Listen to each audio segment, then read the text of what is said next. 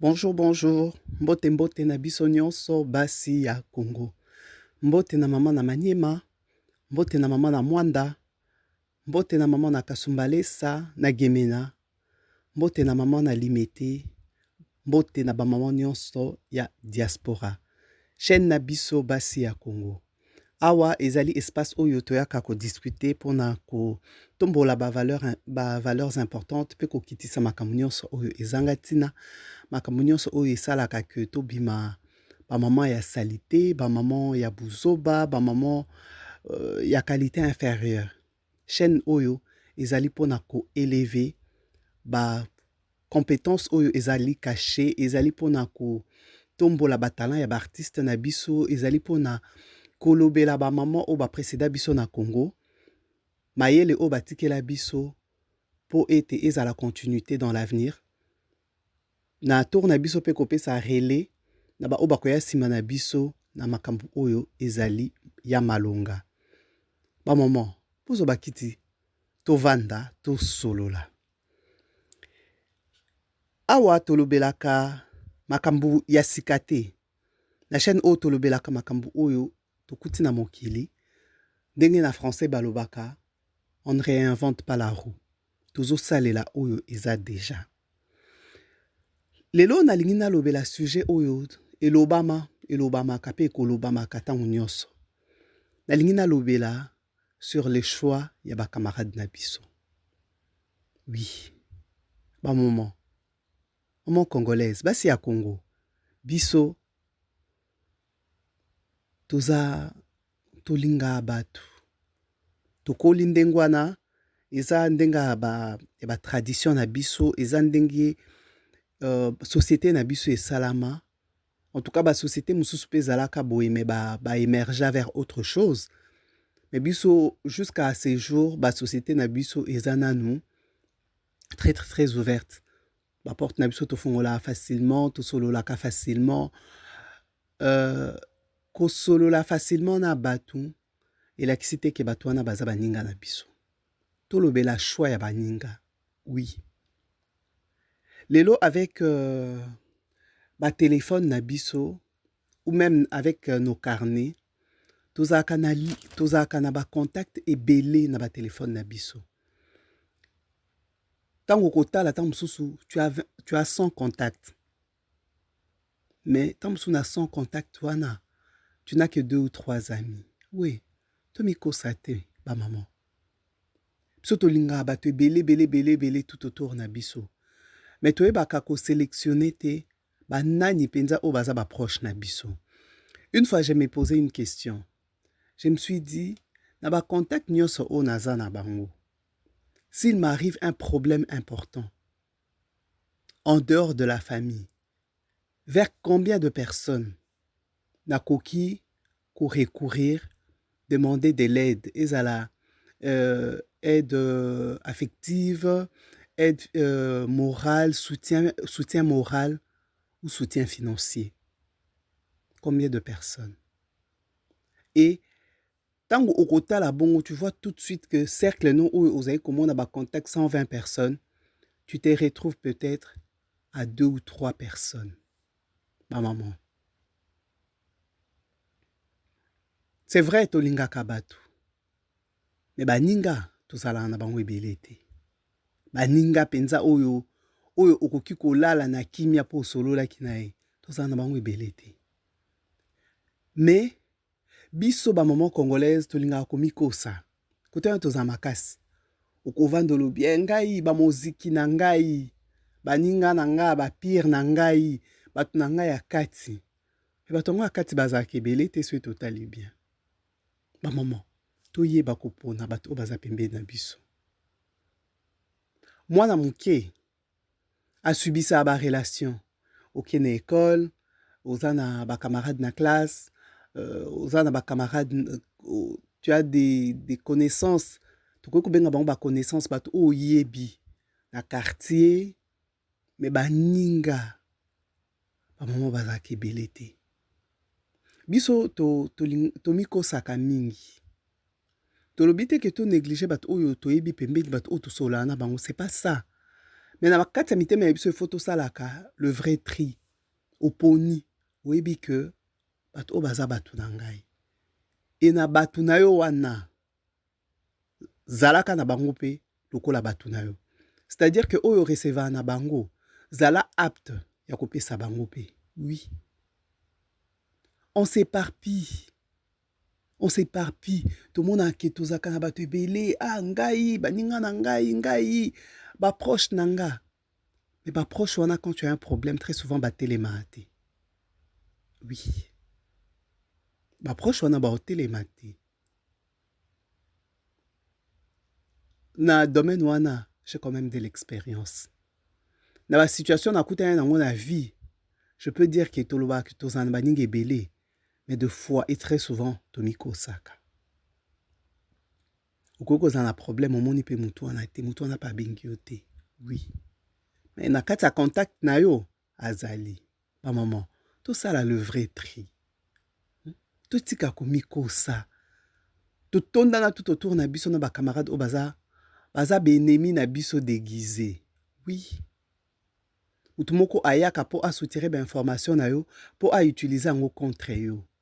Ba maman, tokoma na vision moko, tokoma na vision oyo ekosala que tozala capable ya ko se séparer ou ya kotia musika bato wana. Oui, parce que bato wana mingi bazana na bango baninga na biso te. Mais biso tokangamaka bango, tolingaka bango. On a des amis qui sont nos ennemis. Mais biso tobenga bango ba amis. On doit faire attention. Il faut toyeba kotia toute sa signification ya kombo ndenge ezali. Camarade muninga eza mutu oyo eza proche no mutu oyo alingela ko bolamu. Ennemi eza mutu oyo alingaka yo te. Tango oza na entourage na yo na be ennemi, okoki ko considérer bango lokwa baninga te. Nalobi te ke obwaka bango, nalobi te ke otika bango, mais faut yeba ke mutu oyo eza pembeni na nga aza monguna na ngai. On doit le savoir. Tout ça va mikolo. Mwana mukinde mutu ayeba te, mutu apesi ye bonbon monika aza muninga na ye. Mutu apesi ye mwa biscuit azomona ke aza muninga na ye. Mais biso ba mikolo toyebi ke mutu akoki kopesa yo bonbon et empoisonnaki yango. Mutu akoki kopesa yo biscuit et c'est abebisaki yango. Pourquoi est-ce que na ba âge na biso oyo ya kimukolo, na maturité oyo toza yango lelo, on n'arrive pas toujours à faire la différence entre benemi na ba ami na biso. Ba maman, mukili baby, tokoki ko s'entourer te na bato o balinga biso te. Je vous l'ai dit. En fait, on joue à un mauvais jeu. Toloba abazalaka wana, talaka ko sala bien te, ako sepela te, toyeba ne depuis kala. Non, ba maman, aujourd'hui on ne peut pas être dans ça. Mutu o alingi yo te, il faut zwa ba précaution. Mutu o aza ennemi pembeni na yo, il faut zwa ba précaution. Il n'y a pas très longtemps, nakende matanga moko, il y a tonton moko, il a été tué par son ami. Eza suba masolo ya koka moiti tellement ekomi entre guillemets banalisé. Amona camarade ne wana kala, akendaki voyage, amona camarade ne wana kala, alobi bon to kutana bengisi camarade balie. Akufaki le même jour et sur place. Bazwaki atata ya komema na hôpital te na Kinshasa. Ba maman, totika komikosa. Quand tu as un ennemi à côté de toi, faut yeba ki aza ennemi. Kosa semblant parce que tu mets ta vie en danger. Oui. Tu mets ta vie en danger. Mutu oyo alingaka yo te.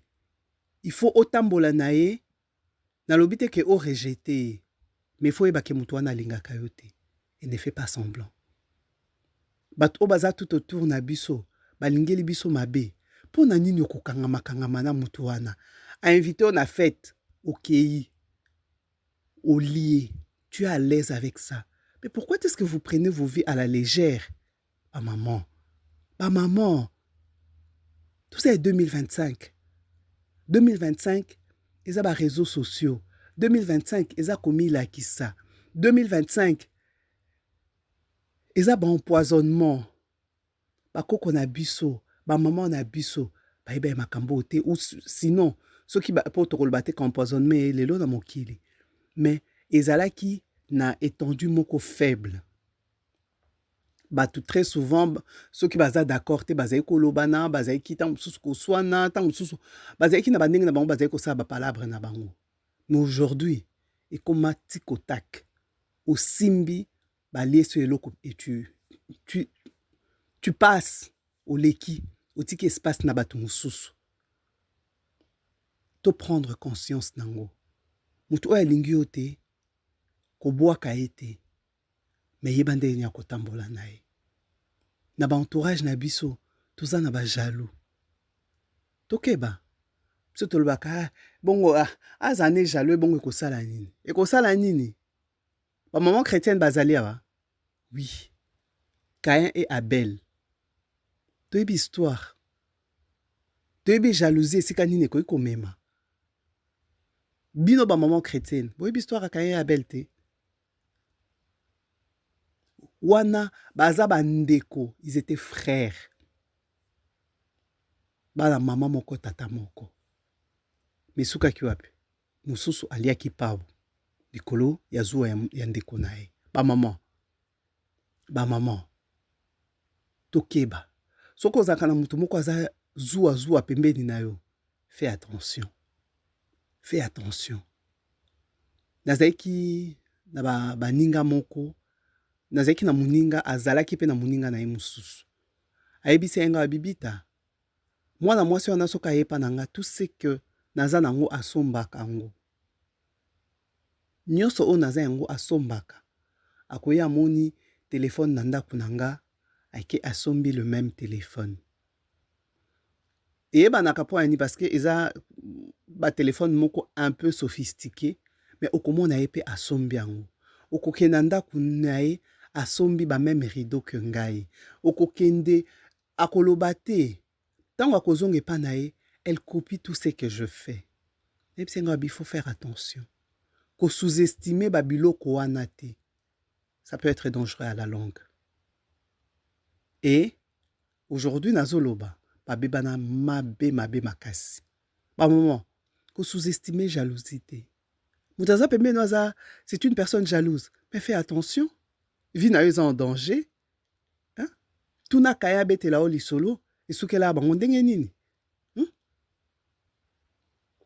une personne jalouse à côté de toi elakisi ke vie na yo eza na sécurité te bamama tokeba jalousie eza eloko moko tokoki kosous-estime te biso ekosala nini ekosala nini bongo ata asali zuwa zuwa na ye moko non na mokili ya lelo zuwa na ye ezalaka te et même avant moto oyo eza zuwa pembeni na yo okoki komona te ke eza eloko te c'est tellement grave moto wana aza capable de tout mpo akoma yo to alongola yo oui kiti eza moko soit yo otelema ya kiti ye avanda soit alimwisa yo libela na mokili mpo avanda na kiti wana mpe avanda ya bakiti mosusu attention tolobi te ke soki okepa motu oapprécie eloko eza jalousie tu peux juste apprécier et dire nasepeli na eloko osombaki yango wapi ça arrive tokotaka bamagasin moko te tovandaka bakartier moko te magasin oyo oyebi ta mosunga na yebi yango te nakoki kosepela na eloko moko epa na yo eloko eza kitoko osombaki yango wapi okoki kosombela nga nakoki kopesa mbongo osombela nga ça ne te dérange pas oui wana eza nango zuwa te eza juste ke esika yo osombaki yango nga nayebi te voilà mais la jalousie bamama tozovanda na bato oyo bakitisaka biso ntango nyonso soki osololi na ye ntango okotika lokomi mal à l'aise mpo ani tokangama na entourage ya ndenge wana bamama to assainir tout autour na biso environnement na biso tosala batterie na bilamba, tosala batterie na biloko ya ndako. Eloko na sepela nango lisusu te, elamba on na sepela nango lisusu te, sapato on na sepela nango lisusu te. Mais pourquoi est-ce que écoute yango ba bien matériel ko se débarrasser nango sans danger? Tozo longola yango parce que ça ne nous plaît plus. Pourquoi est-ce que to gardaka toujours bato to sepelaka na bango te, to bato wana balingaka biso te? Pas moment. To assainir espace na biso. To assainir ba relation na biso. Na lobite ke au casse paf na mutu wana. Mais prends tes distances. To ça ba mikolo. Mukolo aeba ko vivre na stratégie. Faut savoir prendre ses distances. Totika ko mikosa. Totika ko sala ba faux semblant. Ceux qui vivent na eux en danger. Tu peux pas continuer à vivre na bato oyo. Ba kitisaka yo nyonso, ba lobelaka yo mabe, et komelaka yo na matoi. Yo moko soki ozala mutu wana, tu ne te sens pas à l'aise, tu ne te sens pas en sécurité. Oyebi ezana baninga mususu balongolaka kimia. Osololi na ye.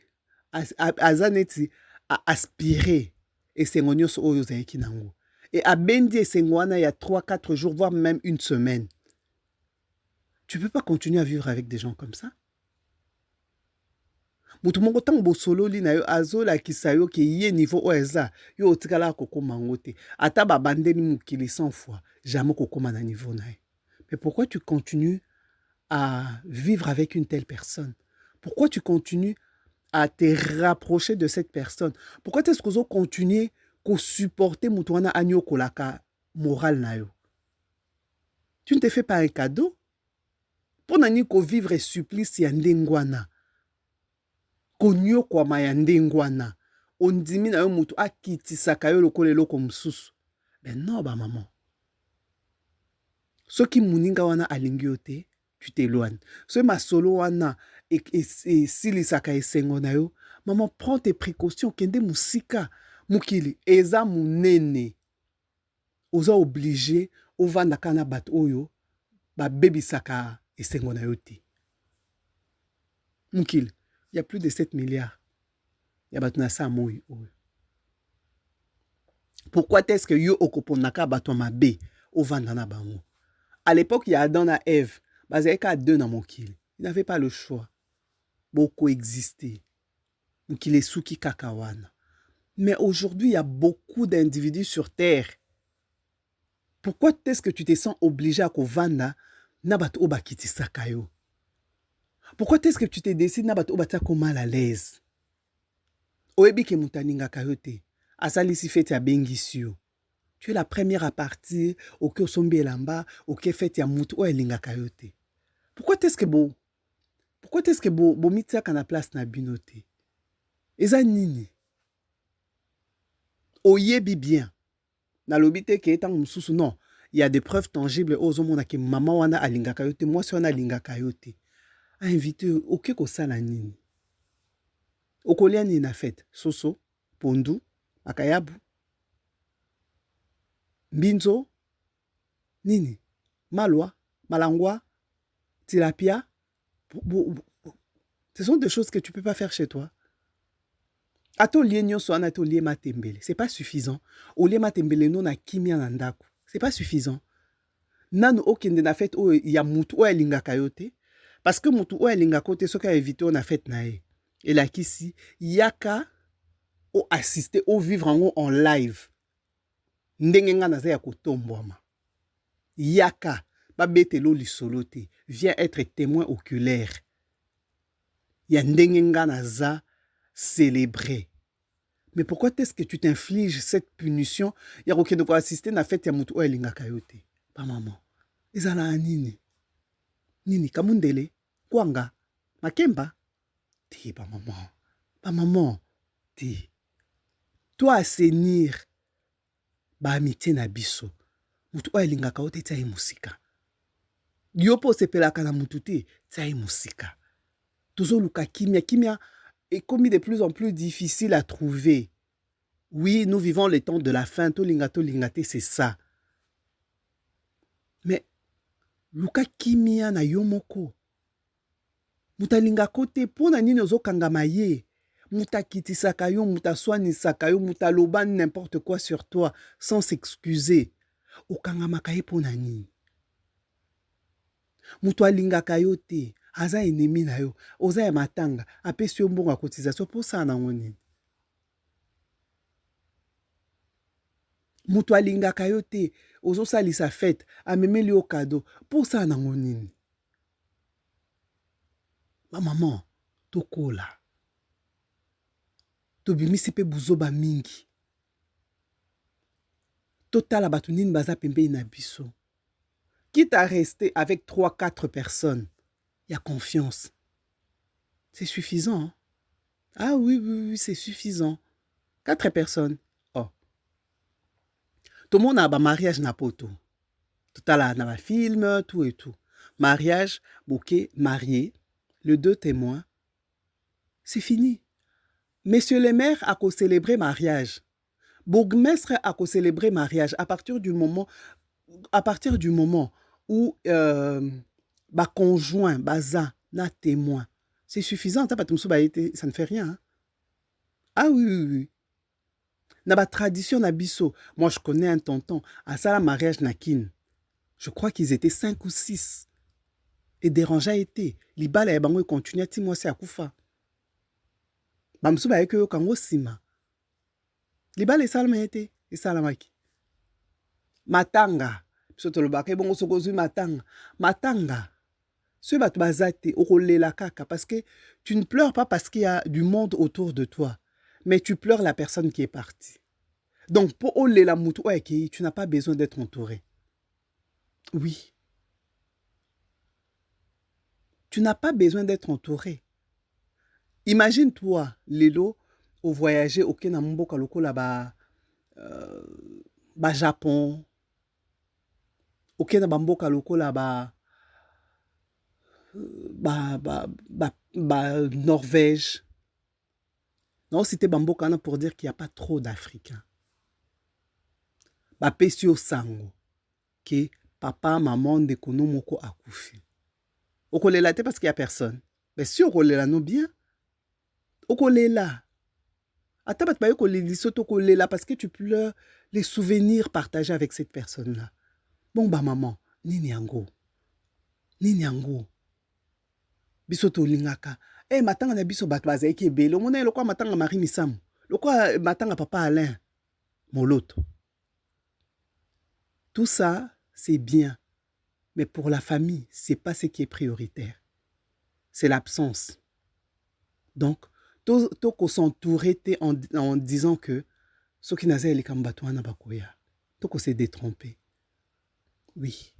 Ba maman. Tout le camarade ya qualité. Tout le camarade au toza bango bien. Tozo lia sans que toza la question na mitou. Alambe loko ozo lia mote manu eza na kimia. Apesio kado mote manu eza na kimia.